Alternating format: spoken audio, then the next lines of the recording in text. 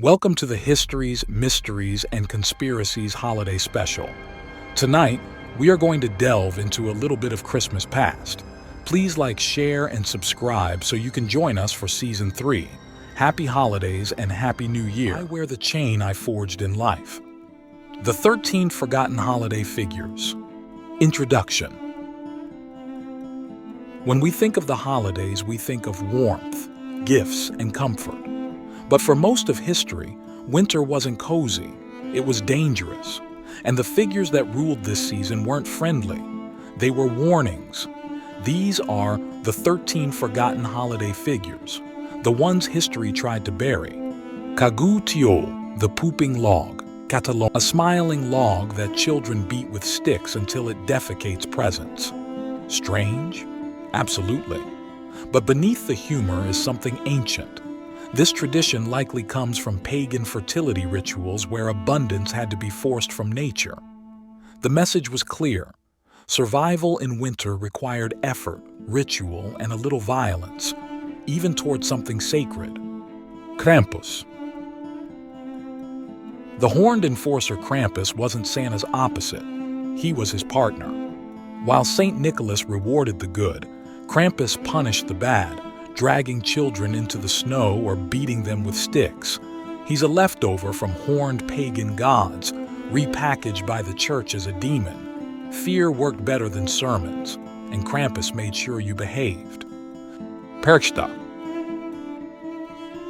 The winter judge Perchta watched what you did all year. If you were diligent, she rewarded you. If you were lazy, she cut you open and stuffed you with straw. Once a respected winter goddess, Perchta was demonized as Christianity rose. But the lesson remained: work or winter will take you. La Befana. The Christmas witch La Befana flies on a broom, delivers gifts, and judges children. Sound familiar? She's likely older than Santa himself, a pagan hearth goddess folded into Christian tradition. They couldn't erase her, so they turned her into a harmless witch. But she still decides who deserves reward and who doesn't. Marie Lwyd. The Singing Skull. In Wales, winter brought a horse skull wrapped in cloth that demanded entry into your home. Families battled it in song, exchanging rhymes until one side gave in. This wasn't entertainment. It was a ritual negotiation with death. Invite the spirit in, or risk its wrath during the darkest nights of the year. Belsnickel. The Ragged Visitor. Before Santa became friendly, Belsnickel arrived alone, dirty, unpredictable, and carrying both candy and a whip. He questioned children directly, rewarding or punishing on the spot. No list, no surveillance, just judgment. A reminder that the holidays once came with consequences. Grýla. The child-eater Grýla lives in the mountains of Iceland and eats misbehaving children. She's not metaphorical, she's blunt. Authorities eventually had to ban stories about her because she terrified kids too much. But Grýla wasn't invented to scare. She existed to control behavior in a land where winter killed without mercy. The Yule Cat. If you didn't get new clothes for Christmas, the Yule Cat would eat you. Why clothes? Because they proved you worked hard before winter. This wasn't fantasy. It was social pressure disguised as myth. In Iceland, survival required productivity, and the Yule Cat enforced it. Frau Holle. The snowbringer Frau Holle shakes her feather bed, and snow falls.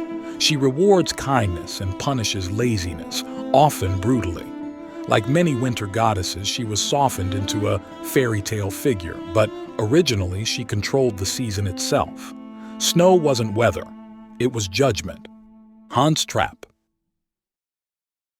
The living scarecrow Hans Trapp was a real man, wealthy, feared, and eventually mythologized.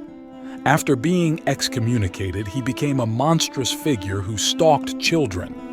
He represents how real historical villains were absorbed into folklore to scare the next generation into obedience. The Yule Goat. Before Santa had reindeer, the Yule Goat ruled Christmas. Linked to Thor and fertility rituals, it symbolized abundance and sacrifice. Over time, it became a prank symbol, then decoration. But once, the goat wasn't cute. It was sacred and possibly dangerous. The Wild Hunt. During winter nights, people believed the dead rode across the sky in a roaring procession. Led by gods, kings, or demons, the Wild Hunt marked the boundary between worlds. Christianity turned it into a warning, but originally it was a reminder. Winter thins the veil. Saint Nicholas's shadow.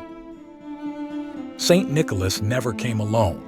Across Europe, he was paired with demons, judges, or monsters who enforced his will. Modern Santa is a sanitized survivor of a much darker system, one built on fear, reward, and survival. Christmas didn't start as joy. It started as control. Conclusions. And that brings us to the end of the 13th Forgotten Holiday Figures. If you enjoyed this journey into the darker side of the season, make sure to like, share, and subscribe. It truly helps keep this series alive. Thank you for watching Histories, Mysteries, and Conspiracies, and from all of us here, we wish you a healthy, safe, and happy holiday season.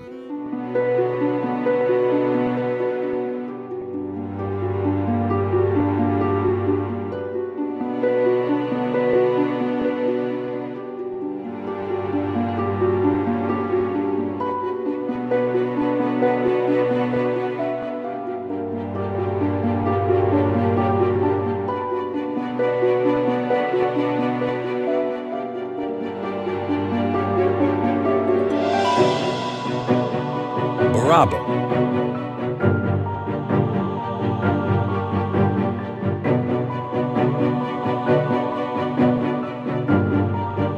Select an option for more.